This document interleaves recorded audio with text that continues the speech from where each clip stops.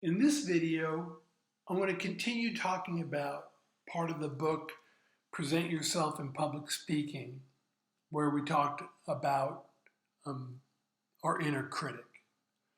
But this is going to be a slightly different approach, again, presented in the same book, that offers an evolutionary perspective that I think is useful in helping to understand what goes on when people speak publicly and perhaps more importantly, how to deal with what goes on. In the book, the author refers to what I'm going to be talking about as people's unconscious self, right? It's like the unconscious inner world. Hey, Miles, can we start this over? Just start over. It's fine. Oh, okay. Just start all the way from the beginning. You can't You can just cut this off. Exactly. The whole beginning. Just start from the beginning.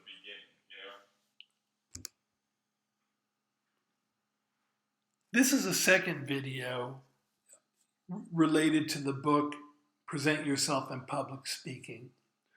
And I want to talk about this as another way of helping you understand what the author refers to as the inner world of public speaking. In the book, the author refers to this as the unconscious part, but I'm going to assume that you're not passed out, so I'm going to call it the subconscious part. What she talks about in the book and what she provides is what I'm going to call an evolutionary perspective on public speaking. And she gets it around to public speaking. When I say it's an evolutionary perspective, the idea is that over time, our bodies developed in certain ways to help us survive. Now, I'm not saying that what I'm going to be talking about in this presentation is necessarily an accurate reflection of what happens evolutionarily. If somebody has studied this more scientifically, it may be that on some level what I'm saying is completely inaccurate. But I do think it helps us, it provides a tool for us to understand how our bodies react and what we can do about it. So, from an evolutionary perspective, when we sense danger, our body reacts. Right? Our body reacts to what's going on. Now, I'm not talking about a cognitive reaction. I'm not talking about us sort of analyzing what's going on, trying to figure out what to do about it. We just react. Our bodies react on their own. There are physiological reactions that happen, and they are completely beyond our control. And what I mean by that is chemicals are released into our body that increase our chances of survival. I guess from an evolutionary perspective, humans who didn't have these chemicals released died, and then they ultimately didn't reproduce, right? The physiological reaction is controlled by our amygdala, right? The amygdala, some people call it the lizard brain. Probably in class you'll hear people talking about it as our lizard brain. And as you can see on this drawing, the amygdala is sort of near the brain stem of our body. And so it's like a very, very basic reaction, a very deep physiological, no thinking reaction. It just happens to us when we sense danger. Now, keep that in mind that we have this physiological reaction when we sense danger, but that has to be understood in the proper context. The other thing to remember is that humans, as social animals, we seek the approval of our tribe. Now, nowadays people talk about tribalism and tribalism being bad and all that, but again, we're going back to this evolutionary perspective. Why do we seek approval of our tribe? Well, back in the day, far back in the day, social acceptance increased our chances of survival. When we functioned in a group, when we were gathered in a group, we were better able to protect ourselves. Social rejection, on the other hand, decreased our chances of survival. If we were out alone, that made it harder for us to survive. Well, your lizard brain is still intact. We may have developed in many ways, but that lizard brain, the amygdala, is still there. And it wants to protect you from danger. And in this case, what I'm talking about specifically is it wants to protect you from social rejection. It knows that if you're rejected socially, it's going to be harder for you to survive. So when it senses danger, it sends a message to your body. It sends a message. Now, back in the day, the thing that might trigger your amygdala sending a message to your body, it might be that there's a mountain lion in the bushes, right? And now everybody needs to be alert, and the consequences of not being prepared to deal with that is death. But when it comes to public speaking, the danger that your amygdala is trying to warn you about is social rejection. And that's why, in terms of the mountain lion, right, the idea is if you get rejected by your tribe, and so now you're roaming around by yourself and a mountain lion sees you, right, you're in much greater danger of being attacked, right? In terms of public speaking, it's not that we're concerned about dying. Again, we're concerned about social rejection.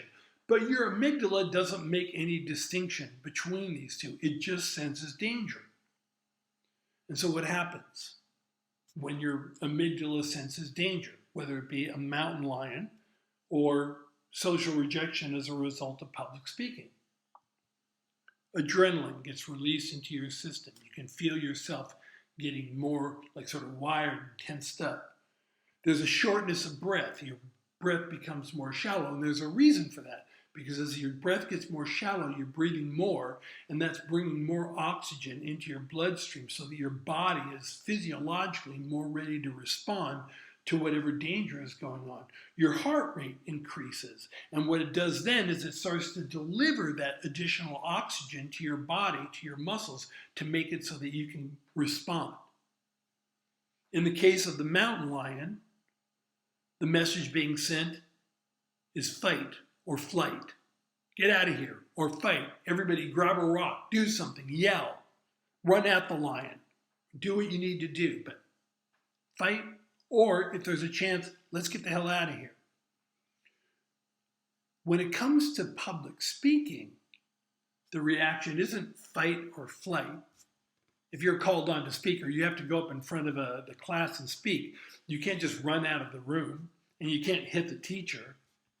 The message sent by your amygdala is freeze. Don't do anything. Sit there.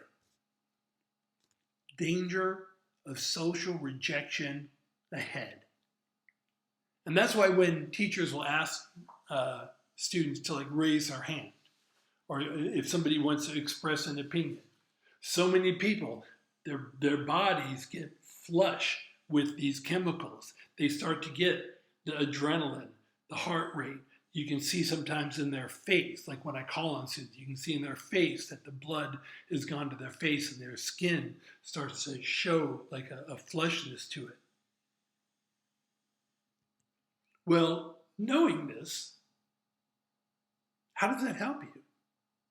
I mean, how does it help if you can't control the message? If this thing is physiological, if this is your amygdala just reacting when it senses danger, why am I telling you this? Just to freak you out the next time it happens? Well, here's the thing.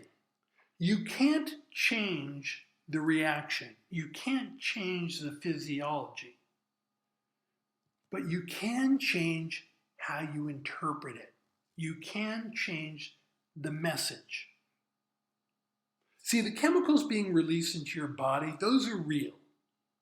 Right? If somebody tells you that's not really happening, it's all in your head, they're wrong. That's happening in your body. Those chemicals are there. If we could measure it, we'd be able to say, no, there it is. It's not just in their head. This is in their body. Their body is having a reaction to this fear of social rejection. Well, then, again, how does that help? Well, here's the thing. The chemicals that get released when you are in danger, when your amygdala senses danger, are the same chemicals that get released when you're excited. When you're excited about something happening, think about it. What happens? And when you're really excited about something happening, adrenaline gets released into your system. You feel a shortness of breath, right? Your heart rate increases. These are all the exact same things that happen when your body senses danger. It's the same reaction that you have to excitement. So what you can do is not, in the same way that I said, don't try and pretend that your inner critic doesn't exist. Don't try and pretend that these chemicals aren't being released in your body. Change the way you interpret them. Change what it means to you. Change how you interpret the message. How? Well, instead of saying, I'm scared, say, I'm not scared, I'm excited. Why excited? I'm excited because I have a great speech. I've thought this out, and this is going to be a killer speech. I'm really looking forward to this. Or I'm not scared, I'm excited because I'm prepared and I know my shit. I've worked really hard, and I know there's a bunch of really smart students from a bunch of four-year institutions, and they may be looking at me like, oh, you're just a community college student? Wait till I give my speech, man. You're going to have a completely different take on this because I know my shit. You might say, I'm not scared, I'm excited because I'm competing with the best of the best. I'm competing with the best of the best. And if you're competing with the best of the best, what does that mean? You're one of the best. They're competing with you. You're not scared, you're excited. Or you say, I'm not scared, I'm excited because I'm part of an incredible team. I'm part of an incredible team. Now, I'm not saying this is going to happen instantly. I'm not saying that you'll be able to do this now that you've heard this presentation. Your whole life is going to change and you're never going to be scared again. But you can start practicing it. You can start thinking about that. You can start thinking about this inner world of public speaking and stop thinking of yourself as sort of a victim of it and start to take control of it. And what happens is with each step you take towards having more confidence and understanding better what's going on in your body and being able to interpret it in a more favorable light and in a way that spurs you forward instead of holding you back, the easier and easier it's going to become.